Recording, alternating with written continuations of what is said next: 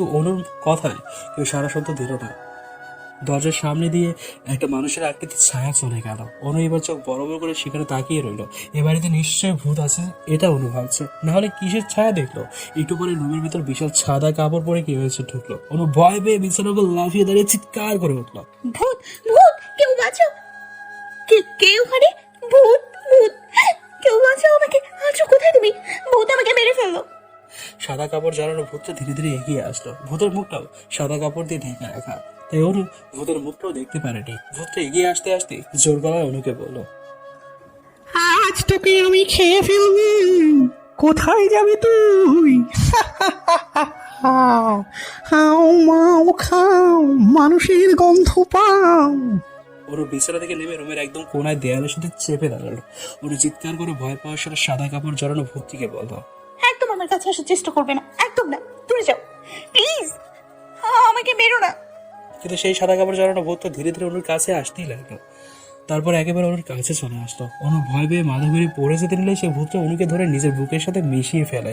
ভূতটি নিজের শরীর এবং মুখ থেকে সাদা কাপড় টেনে খুলে মাটিতে ফেলে দিল। এবার অনু ভূতের মুখের দিকে তাকিয়ে অবাক হয়ে গেল, কারণ এটা কোনো সাদা ভূত ছিল না। সাদা ভূতটা আসলে আদ্র ছিল।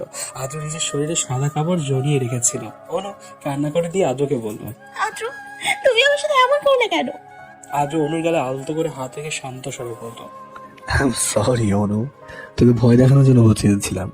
তুই ভূত খুব ভয় পাস, তোর মুখে শুনে নিজেকে ভূত সাজানো থেকে আটকাতে পারলাম না। আমি জানতে চাইছিলাম ভূত সাজলে তোর রিয়াকশনটা কেমন হয়, কিন্তু আমি জানতাম না তুই ভূত দেখে অসুস্থ হয়ে পড়বি। জানলে আমি কখনো এমনটা করতাম না রে। সরি অনু, এদাকে আমি নিজের কান ধরছি, আর এমনটা করবো না। অনু নিজেকে আদ্রের কাছ থেকে ছাড়িয়ে নিয়ে রেগে গিয়ে বলে উঠলো, তুমি আমার সাথে কথা বলবে না, চলে যাও এখান থেকে। খুব পচে তুমি আদ্র। আদ্র আবারও অপরাধীর স্বরে বলতো। অনু আমি সরি বললাম তো। অনু আদ্রের দিকে রাগের দৃষ্টিতে তাকিয়ে বলে উঠলো, তোমার সরি তোমার কাছে রাখো। তুমি জানো আমি কতটা ভয় পেয়েছিলাম, কত ভয় পেয়েছিলাম জানো? তুমি জানো না। অনুর চোখ দিয়ে জল গড়িয়ে পড়তে লাগলো। অনুর শরীর এখনই কাঁপছে। আদ্র অনুকে নিজের কাছে আবারও টেনে নিয়ে অনুকে শক্ত করে জড়িয়ে ধরলো। অনু এবার শব্দ করেই কাঁদতে লাগলো।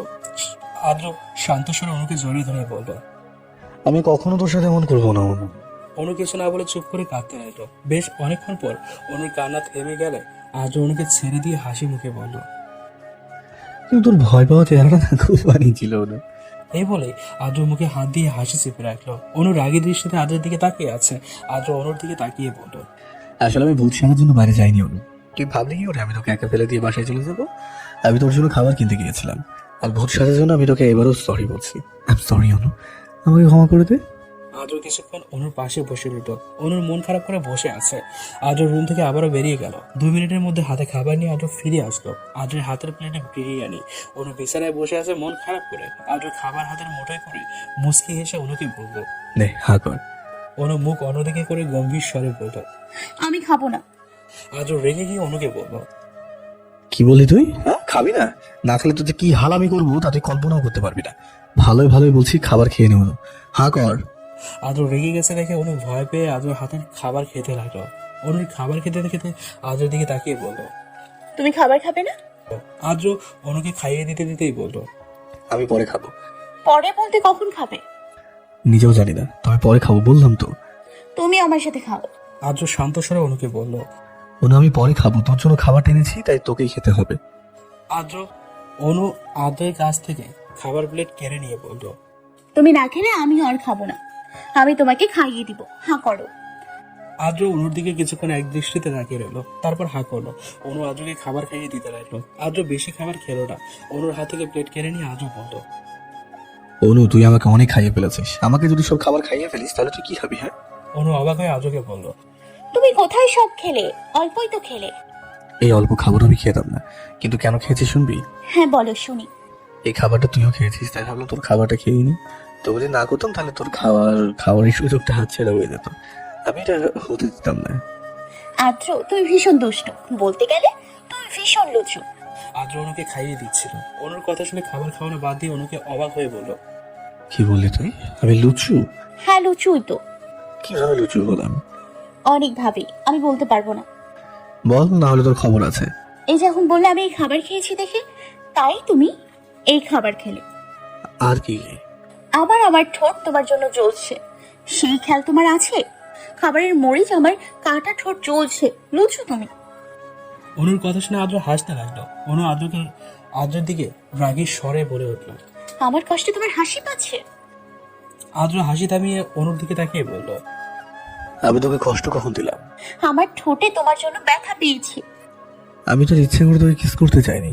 বিদেশ থেকে এসে তোকে এতদিন পর সামনে থেকে দেখলাম, তা আবার তুই গভীর ঘুমেছিলি, তাই কিস করে তোকে একটা শিক্ষা দিলাম। এটা আবার কেমন শিক্ষা? আদ্র অনুর মুখে খাবার দিয়ে বলল। এটা ভালোবাসার শিক্ষা। অনু খাবার গেলে আদ্রকে বলল, ভালোবাসার শিক্ষা এত ভয়ঙ্কর হয়? হ্যাঁ, ভয়ঙ্কর হয়। কেন ভয়ঙ্কর হয়? চুপ থাক অনু, তুই বেশি কথা বলছিস। অনু চুপ হয়ে গেল। অনুর খাওয়া শেষ হলে আদ্র অনুর মুখ মুছে দিয়ে রুম থেকে চলে গেল। আদ্র নিজের হাত ধুয়ে আবারও রুমে আসলো। আদ্র দেখতে পেলো অনু কি যেন ভাবছে, তাই আদ্র অনুর কাছে গিয়ে পাশে বসে অনুকে জিজ্ঞেস করলো। কি ভাবছিস অনু? অনু আদ্রের দিকে তাকিয়ে বলল, ভালোবাসার শিক্ষা এত ভয়ঙ্কর কেন হয় বলো? আবারও এই একই কথা জিজ্ঞেস করছিস? বলো না, খুব জানতে মন চাইছে। কাউকে গভীরভাবে ভালোবাসলে এর ফলাফল ভয়ঙ্কর হয় অনু। ভালোবাসার মধ্যে একজন হয় শিক্ষক আর একজন হয় স্টুডেন্ট। একজন ভালোবাসার মানেটা খুব বুঝে আর একজন অল্প বুঝলেও অবুঝ হয়। তাই সে অবুঝকে বুঝতে হলে ভালোবাসার শিক্ষক হতে হয়, ভালোবাসার শিক্ষা দিতে হয়। আর সেই ভালোবাসার শিক্ষা কখনো সাধারণ হয় না, খুব ভয়ঙ্কর হয়। অনু হা করে আদ্রের কথা শুনতে লাগলো। আদ্র মুচকি এসে অনুকে বলল, এবার বুঝলি অনু? একটু একটু বুঝেছি। ওই একটু একটু তো তোর জন্য যথেষ্ট। আবারও সবকিছু নীরব চুপচাপ হয়ে রইল। অনু আদ্রকে জিজ্ঞেস করলো। আচ্ছা, আমাকে বাসায় যেতে দেবে না? আদ্র অনুর দিকে গভীর দৃষ্টি রেখে বলল, যদি যেতে না দিই তাহলে কি করবি? আমার এই ভূতের বাড়িটা ভয় লাগছে। এটা ভূতের বাড়ি না, রাজবাড়ি, পুরনো বাড়ি। আর আমি তো তোর সাথে আছি, তাও ভয় করছে? আদ্র, বাসায় আমার আব্বু আম্মু চিন্তা করছে। আমার আব্বু আম্মুর কথাও তো একটু ভাবো। আর আঙ্কেল খালামণি নিশ্চয়ই এতক্ষণে জেনে গেছে তুমি দেশে ফিরে এসছো। এখনো তুমি তাদের সাথে দেখা করনি। ব্যাপারটা ভালো দেখায় না আদ্র। আদ্র দীর্ঘশ্বাস ফেলে অনুকে বলল, ঠিক আছে, আগামীকাল তোকে তোর বাসায় পৌঁছে দেবো। অনু খুশি হয়ে আদ্রকে বলল, সত্যি বলছো? সত্যি। অনু আদ্রকে হঠাৎ করে জড়িয়ে ধরে বলল। তুমি খুব ভালো আদ্র। অনু নিজ থেকে জড়িয়ে ধরায় আদ্র খুশি হলো। আদ্র অনুকে জড়িয়ে ধরে বলল, তোর কাছে যদি মনে হয় আমি ভালো, তাহলে আমি ভালো। আমি ভালো বললে তুমি ভালো, আর আমি খারাপ বললে তুমি খারাপ? এটা কেমন কথা আদ্র? জানি না। অনু আদ্রকে জড়িয়ে ধরার থেকে ছেড়ে দিয়ে আদ্রের মুখের দিকে তাকিয়ে রইল। আদ্র অনুকে জিজ্ঞেস করলো, এমন করে কি দেখছিস? তোমাকে দেখছি। যেমন করে দেখছিস মনে হচ্ছে আমাকে এর আগে কখনো দেখিসনি। তুমি ভীষণ পাগল আদ্র। আদ্র অনুর কপাল থেকে চুল সরিয়ে দিয়ে বলল, তোর জন্যই তো পাগল হয়েছি। নিজে তো পাগল হয়েছো, সাথে আমাকেও পাগল বানিয়েছো। ও, তার মানে তুই বলতে চাচ্ছিস আমার জন্য তুই পাগল হয়েছিস? শোনো, হ্যাঁ, তোমার জন্যই তো পাগল হয়েছি। অনুর কথা শুনে আদ্র হাসতে লাগলো। অনু আদ্রকে অবাক হয়ে জিজ্ঞেস করলো, হাসছো কেন আদ্র? আদ্র হাসি থামিয়ে অনুকে বলল, এমনি। এমনি এমনি কেউ হাসে? আদ্র অনুর হাত নিজের হাতের মুঠোয় ধরে বলে উঠল। এই গভীর রাতে আমার সাথে এখন বাইরে যাবি অনু? অনু আদ্রের কথা শুনে অবাক হয়ে জিজ্ঞেস করলো, এত রাতে বাইরে যাবো কেন? যদি রাস্তায় ভূত থাকে? কোনো ভূত নেই। আর যদি কোনো ভূত থাকে তাহলেও কি হবে? আমি আছি তো তোর সাথে, আমাকে দেখে সব ভূত পালাবে। অনু আদ্রের কথা শুনে হেসে ফেলল। দেন বলল, গভীর রাতে আদ্র এবং অনু পাশাপাশি হেঁটে চলেছে। আদ্র গভীরভাবে অনুর হাত ধরে হাঁটছে। অনু আদ্রের দিকে তাকিয়ে শুধু মুস্কি মুস্কি হাসছে। আদ্র অনুর দিকে হঠাৎ করে তাকালে অনু মুস্কি হাসি থামিয়ে দিল। অনুর হাসি থামানো দেখে আদ্র অনুকে বলল, তোর হাসিটা ভালোই তো লাগছিল, আবার মুখটা এমন করলি কেন? অনু মন খারাপ করে আদ্রকে বলল, তুমি তো আমাকে বকা দেবে, বলবে আমি বোকার মতো কেন এত হাসছি, পাগল হলাম কিনা। আদ্র হেসে অনুকে বলল, বাহ অনু, তুই তো আমাকে ভালোই বুঝে ফেলেছিস দেখছি। তোর এত উন্নতি কিভাবে হলো রে? তোমাকে ভালোবাসি আর তোমাকে বুঝবো না, এটা কি করে হয়? আগে অবশ্য তোমাকে বুঝতাম না, এখন বুঝতে পারি। আদ্র গম্ভীর স্বরে অনুকে বলল। কিন্তু তুই আমাকে এখনো বুঝতে পারিসনি অনু। অনু আদ্রকে অবাক হয়ে জিজ্ঞেস করলো, কেন? আমি তোমাকে বুঝতে পারিনি? না, পারিসনি। তোর হাসি আমার কাছে কখনো বোকার মতো মনে হয় না, বরং তোর হাসি আমার কাছে ভালোই লাগে, একটু বেশি ভালো লাগে। আদ্রের কথা শুনে আমি খুব খুশি হলো, কিন্তু কিচ্ছু বলো না। রাতের আকাশে মস্ত বড় ঝলমলে চাঁদ উঠেছে। চাঁদের চারিপাশে তারাগুলো ঝিকমিক করে জ্বলছে, ঝিকমিক করছে। হালকা শীতল বাতাস বয়ে যাচ্ছে, সেই বাতাসের সাথে অনুর খোলা চুলগুলো এলোমেলো হয়ে মুখের সামনে এসে পড়ছে। এতে অনু বেশ বিরক্ত হচ্ছে। রাস্তার আশেপাশে কেউ নেই, সব নীরব নিস্তব্ধতায় ছেয়ে আছে। আদ্র নিজের বাম হাতের সিলভার ঘড়িটার দিকে তাকিয়ে দেখলো রাত বাজে 2:23। আদ্র অনুর হাত ধরে হাঁটতে হাঁটতে অনুর দিকে তাকিয়ে শান্ত স্বরে অনুকে ডাক দিল। তাই অনু, অনু আদ্রের দিকে তাকিয়ে মুচকি হেসে বলল, হ্যাঁ বলো আদ্র।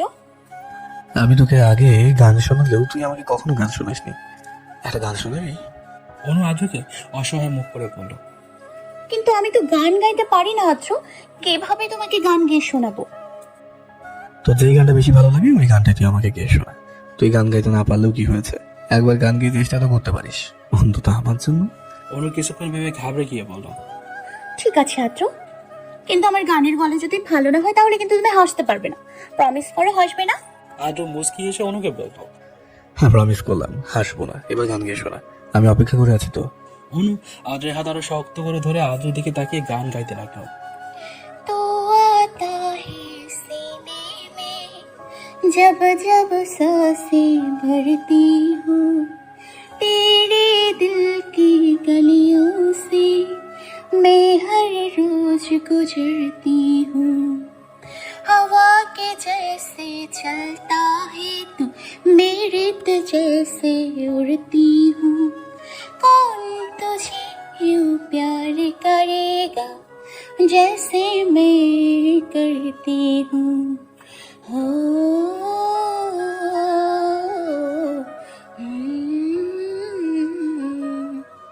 আদ্র এতক্ষণ অনুর সাথে হাঁটলো, এবার থেমে গেল। আদ্র হঠাৎ দাঁড়িয়ে পড়ে অনু আদ্রের দিকে তাকিয়ে মন খারাপ করে বলল, গান ভালো হয়নি তাই না? আমি জানতাম।